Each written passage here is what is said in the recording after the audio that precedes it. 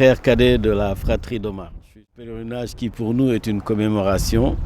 du 52e anniversaire de sa disparition, comme vous savez, qui est survenue le 11 mai 1973, dans des conditions qui ne sont toujours pas élucidées. Et ce pèlerinage-là, aujourd'hui, il a une connotation encore beaucoup plus importante, puisqu'il a une connotation beaucoup plus importante pour la famille, d'abord, parce que c'est quand même... il intervient, après la succession de plusieurs régimes qu'on va juger qui n'étaient pas forcément compatibles ou favorables à la manifestation de la vérité. Aujourd'hui, il y a une génération nouvelle qui arrive à la gouvernance des affaires du pays. Et cette génération-là se réclame, entre guillemets, d'un panafricanisme pour lequel Omar a lutté, sur lequel il a écrit et pour lequel il est peut-être parti. Et aujourd'hui, nous associons en fait surtout notre quête et notre requête de demande de vérité pour qu'un procès ou une ouverture d'un dossier juridique soit ouvert sur cette question-là, d'élucider les conditions réelles de sa mort, puisqu'on a eu récemment, il y a 2 ou 3 ans, des témoignages justement émanant du monde judiciaire, notamment de feu le juge Moustapha Touré, qui était à l'époque le doyen des juges, qui avait instruit le dossier après sa disparition, qui sont des faits nouveaux qui nous fondent à nous demander une ouverture ou une réouverture de ce dossier-là. Et c'est un peu dans cet élan-là qu'on s'associe justement à toutes ces jeunes associations panafricanistes qui, comme a pu le dire Sylvestine, qui aujourd'hui, ces jeunes-là peuvent être les petits-enfants d'Omar, parce qu'il aurait eu 79 ans aujourd'hui, donc ils peuvent être ses petits-enfants qui, inspirés de son combat, de ses luttes et de ses idéaux, aujourd'hui portent un combat sur le panafricanisme, pour la recherche de la vérité, et puis surtout perpétuer cette idée de fédération des États africains au-delà des frontières ou des zones géographiques, pour que l'Afrique devienne ce pôle finalement de propositions alternatives au monde qui est en train de se faire sans nous. Et c'est en ça que nous, on magnifie un peu l'action de toutes ces associations. Il n'y a pas qu'African First, il y a énormément d'associations et même des gens personnellement investis qui se joignent à nous et qui ont mis en place depuis 4 ans maintenant ce Blondin Days là, qui n'a jamais été l'initiative de la famille, parce que nous on était dans notre travail de mémoire entre guillemets intime, et qui aujourd'hui est en train de propulser ce combat-là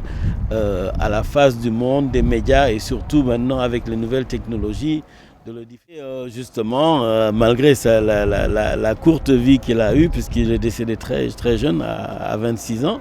c'est qu'il a pu écrire, laisser des textes que certains historiens ont commencé à rendre accessibles au grand public, et surtout laisser paraître cette idée que son combat pour l'équité, son combat pour le respect de la race noire, le respect justement des intellectuels noirs et respect même des idées qui pouvaient émaner de ce monde d'intellectuels noirs, puisse aller au-delà des frontières dans lesquelles nos États étaient circonscrits. Et ça, aujourd'hui,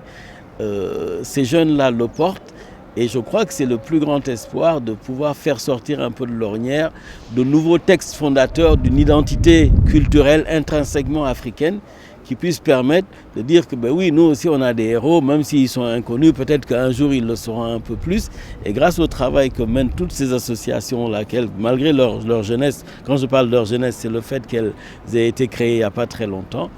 est en train de porter, et qui pour moi sont les germes de vérité apportés à l'attention de ces nouvelles autorités, au-delà de leur jeunesse, c'est surtout de faire un travail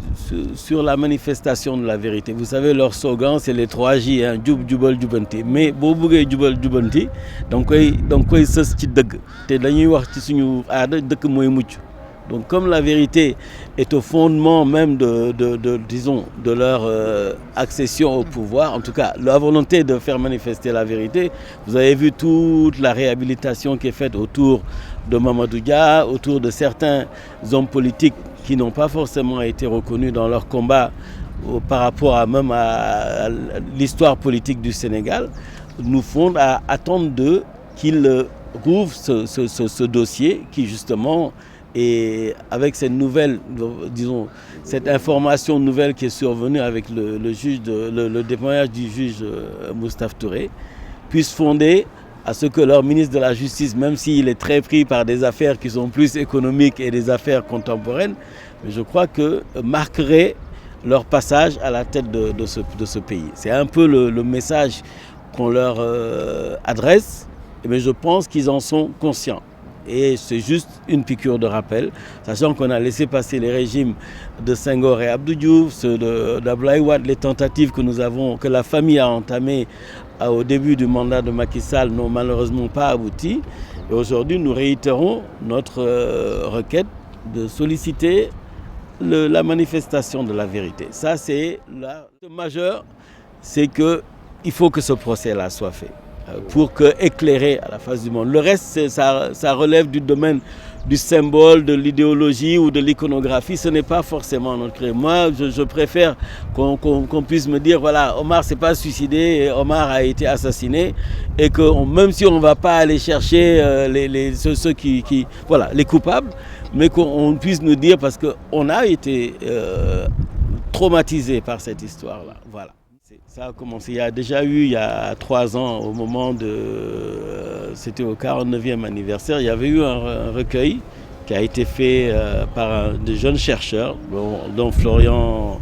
Bobin, qui est qui a le plus sérieusement travaillé sur justement un recoupement de tout ce qui a été des écrits qui n'ont jamais été publiés parce que c'était des archives gardées par la famille qu'il a exploité. Il a fait un parcours un travail sérieux justement de convergence un peu des écrits, des gens avec lesquels Omar échangeait, et qui est un livret qui est aujourd'hui disponible dans un certain nombre de librairies de la place. Il a également écrit pour le cinquantenaire, donc en 2023, un ouvrage où lui parle justement de la vie d'Omar depuis son enfance et son parcours à la fois familial, idéologique, intellectuel, et les rencontres qu'il a pu faire à travers sa petite vie, mais ses nombreux voyages à travers le monde, et qui sont des ouvrages qui aujourd'hui sont disponibles au grand public. Maintenant, pour le reste, nous, au niveau de la famille, nous sommes en train d'envisager de créer peut-être une fondation qui puisse aujourd'hui permettre, si elle a les moyens, de financer des bourses et des aides, et puis favoriser un peu le monde estudiantin pour lequel il s'est beaucoup battu et dans lequel il était énormément investi. Merci. Merci beaucoup.